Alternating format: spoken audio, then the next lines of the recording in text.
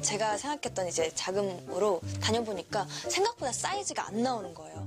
3, 40군데 정도는 본 것 같아요. 이 집, 지난해 자치관찰 예능에서 나온 김세정 씨의 집인데요. 혹시 이 집은 어느 수준의 집으로 보이시나요? 평범하다고 생각하시는 분도 계시겠고, 원룸이라 조금 아쉽다고 생각하는 분도 계시겠죠. 하지만 자취를 하고 있는 사람들은 바로 알 겁니다. 지금 강남 시세라면 월 80에서 100만원쯤은 할 집이라는 걸요.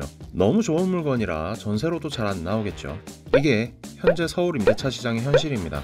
여튼 임대차 시장의 현실이야 어쨌건 우리는 현실에 기대서 살아야 하고, 평범한 직장인이라면 이런 월세만큼 끔찍한 지출도 없죠. 그래서 우리는 다른 방식으로 살 길을 찾아야 합니다. 요 몇 년 사이 거의 상식이 된 대출 상품이 있습니다. 안 받으면 바보라고도 하는 대출이죠. 바로 중기청 대출입니다. 중소기업 취업청년 전월세 보증금 대출이라고 부르기는 너무 길어서 보통 중기청 대출이라고 부르곤 하죠. 이건 전세자금 대출의 일종인데요. 금리는 세상에나 고작 연 1.2%. 1억짜리 전세를 구하면 미친 월세로 유명한 서울에서도 월 10만원으로 따뜻하게 살 수 있다는 전설적인 제도입니다. 청년들에게 아주 따뜻한 제도가 아닐 수 없는데요.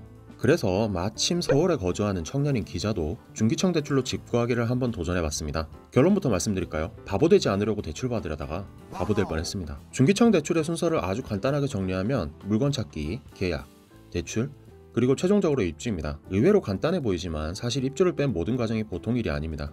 일단 물건 찾기부터 해볼까요? 저는 직장이 가까운 서울 도심에서 집을 찾았는데요.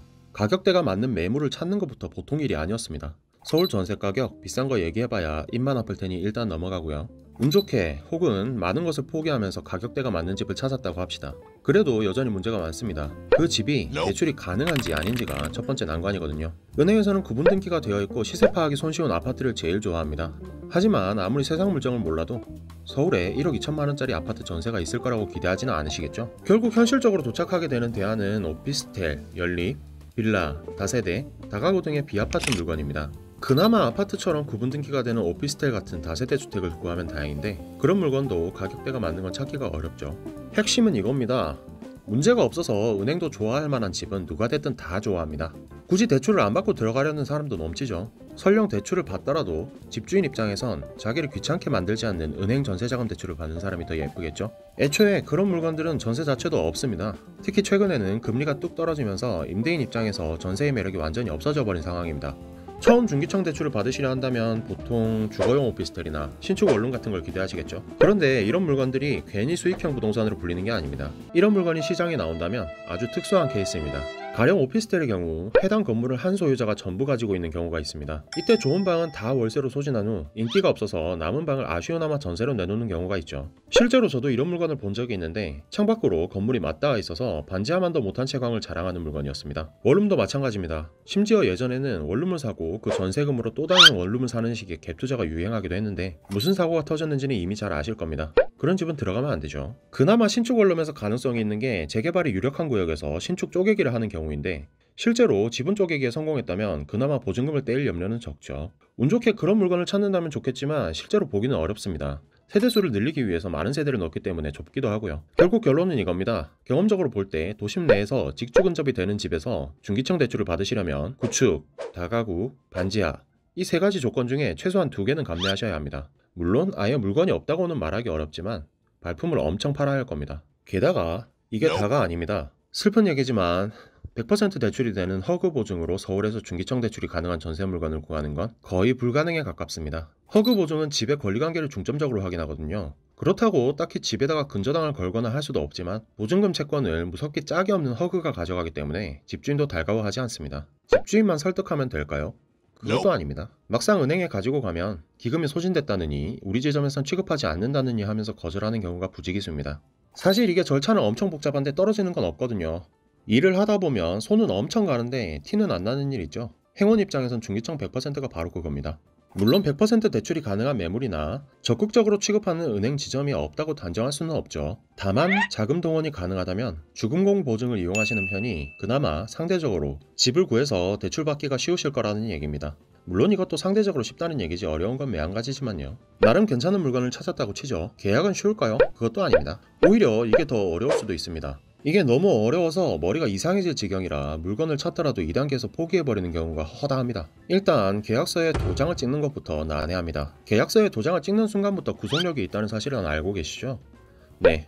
대출이 안 되면 계약금을 날리는 경우가 생길 수 있습니다. 그러니까 계약을 하려면 이 집이 대출이 되는지 안 되는지를 은행에 먼저 알아보는 게 그나마 정확합니다. 그런데 막상 은행에 가보면 덮어놓고 계약서와 계약금의 5% 납입 영수증을 가져오라고 안내하는 경우가 허다합니다. 계약을 먼저 하고 와야 상담이든 뭐든 할 수 있다는 겁니다. 미치고 팔짝 뛸 노릇이죠. 그래서 대출이 안 되면 계약금 날아가는 겁니다. 현장에서는 계약금이 통상 10%니까 전세금 1억 원이면 1,000만 원입니다. 아, 여기는 대출 다 돼요. 해봤어요. 이런 부동산 말도 믿으면 안 됩니다. 부동산은 잘 모르더라도 일단 다 된다고 하거든요. 실제로 돌아다녀 보면 중기청이 뭔데요? 그냥 전세자금 대출이랑 달라요? 라고 물어보는 데가 부지기수입니다. 어쩔 수 없이 대출 실행이 안 되면 계약을 무효로 한다는 특약을 넣으라고 안내를 하는데 집주인 입장에선 이게 정말 마음에 안 드는 부분입니다. 대출이 확실하게 되는지 아닌지를 확인하기까지 짧아도 열흘은 걸리거든요. 집주인 입장에서 생각해보죠. 신축이 아닌 이상 보통은 전세입자가 있게 마련이고 그 전세입자가 나간다고 했으니 새 세입자를 구하는 거겠죠. 그런데 막상 계약서에 도장을 찍고 입주 날짜는 다가오는데 이게 웬걸? 대출이 안 나와서 계약을 파기하겠다라고 연락이 오면 어떻게 해야 될까요? 네, 집주인은 당장 남은 기간 안에 어디서든 전세입자에게 줄 전세금을 마련해야 하는 처지에 놓입니다. 그것도 수천만 원에서 억대에 달하는 돈을요. 귀찮기도 귀찮거니와 쉬운 일도 아닙니다. 그 와중에 컨디션이 좋은 집이다? 집주인은 그런 리스크를 안고 계약할 이유가 없습니다. 현금을 다발로 들고 오는 사람들이 넘치니까요. 은행에 가서 강짜를 부리면 가심사라는 걸 해주긴 합니다. 관련 서류를 떼가면 집의 권리관계와 그 사람의 소득, 신용을 기반으로 대출 가능 금액을 어느 정도 확인할 수 있죠. 근데 이게 또 본심사를 넣어보지 않으면 모른다고 사람을 불안하게 해요. 아시는 분은 아시겠지만 기금이 든든히 생긴 덕분에 은행을 들락거릴 이유는 좀 줄어들긴 했습니다. 간편하게 본인 신용에 대한 가심사를 해볼 수도 있게 됐고요. 근데 이게 또 다른 장벽을 만들기도 합니다. 일선은행에서는 이제 계약하시고 기금이 든든에 사전심사 넣으신 다음에 심사 통과하면 오세요 라고 할 수 있게 됐거든요. 물론 기금이 든든에서도 가심사는 가심사일 뿐이니까 은행에서 자세하게 확인하라고 하고 있고요. 결국 등기부등본 한 장 들고 은행에 가서 이 집 대출 되나요? 라고 물어보기도 어렵게 됐습니다. 기금이 든든한 사전심사가 최소한 3일은 걸리는데 이걸 통과하고 나서 막상 은행에 가져갔을 때는 이 집은 안 되는데요 라는 반응이 나올 경우가 많거든요. 이쯤에서 눈치채셨겠죠. 네, 대부분의 은행은 중기청 대출에 그다지 호의적이지 않습니다. 그래서 관련 후기를 찾아보면 좋은 은행을 만나기를 기도하기를 대표적인 과제로 꼽는데요. 그건 조상신의 도움이 있어야 가능한 일이죠. 당신이 제사도 잘 지내지 않는 현대인이라면 방법은 하나입니다. 은행이 대출을 거절할 명분이 없는 물건을 찾는 겁니다. 그런데 아까 말씀드렸듯이 은행이 좋아할 만한 다세대 물건은 대부분 중기청 대출 가능 매물로 나오지 않습니다. 이게 정말 심각한 딜레마죠. 은행은 권리관계가 깔끔한 물건만 받으려고 하는데 그런 물건은 시장에 없거든요. 이런 문제 때문에 주택도시기금에서는 몇 가지 조건을 달아서 대출 취급이 가능한 물건의 범위를 확장해주고 있습니다. 솔직히 이렇게까지 해줘도 되나 싶긴 한데요. 그런데 사실 대출을 해주고 말고는 은행 마음이라 이런 특수한 조건이 받아들여지는 경우는 거의 없습니다. 대표적인 게 쪼개기 원룸이죠. 쪼개기 원룸은 보통 다세대 주택에서 한 개 세대의 주택을 나누어서 여러 개의 원룸으로 만든 겁니다. 303호 옆에 303A가 있다거나 하면 100%입니다. 네, 불법이죠. 그런데 이게 신기하게도 주택도시기금의 지침상으로는 대출이 불가능하지는 않습니다. 세대 일부분만 임대차 하는 경우에는 대출 취급을 할 수 없다지만 세대가 분리되어 있고 실사를 나왔을 때 독립된 주거 공간으로 확인되면 취급할 수 있다고 되어 있거든요. 근데 막상 은행에 가져가면 네, 거절. 다가구 주택도 비슷한 게 많습니다. 출입문을 공유하는 경우가 의외로 엄청 많거든요. 다가구는 원래 가구가 명확히 구별이 안 되긴 하는데 현관문을 들어가면 방문 2개로 나눠서 2개 집을 만드는 경우가 허다합니다. 이런 게 된다고 생각하다니 바보 아니냐 싶으실 텐데 놀랍게도 이거 됩니다. 지침에서는 출입문을 공유하더라도 독립된 주거 공간이면 대출이 가능하다고 돼 있거든요. 그런데 막상 은행에 가져가면 네, 거절. 물론 이걸 나쁘게만 볼 수는 없습니다. 나중에 사고가 발생했을 때 보증금을 못 돌려받는 것보다 확실한 물건을 고르는 게 본인에게도 100번 나으니까요. 전세보증금 채권자인 내가 해야 할 일을 은행이 해주는 거나 마찬가지입니다. 하지만 현실적으로 다가구 주택은 깔끔한 물건을 기대하기가 어렵습니다. 옥탑을 증축한다거나 리모델링을 해서 방을 쪼갠다거나 하는 경우가 부지기수입니다. 결론적으로 고작 1억 원의 예산으로는 서울에서 괜찮은 집을 고를 수가 없는데 은행에서는 괜찮은 집만 요구한다는 게 제일 힘들죠, 사실. 중기청 대출, 실제로 현장에서 확인해보니 보통 어려운 일이 아니었습니다. 일각에서는 요 몇 년 사이에 중기청 대출과 LH 청년 전세임대주택 등 전세 지원 정책이 늘면서 오히려 소형 원룸 전세 시세가 폭등했다는 해석도 있더군요. 참 어려운 일이군요.